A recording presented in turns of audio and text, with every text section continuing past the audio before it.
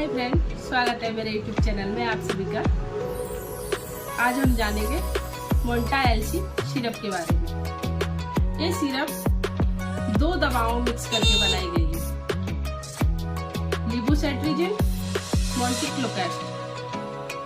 ये सिरप का उपयोग एलर्जी, सर्दी होना, नोजी बहना, नाक से पानी आना, आँख से पानी आना,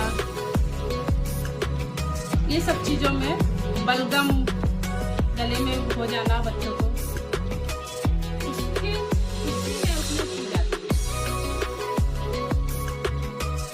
अगर मेरा वीडियो आपको अच्छा लगे, लाइक कीजिए, कमेंट कीजिए, शेयर कीजिए और मेरे यूट्यूब चैनल को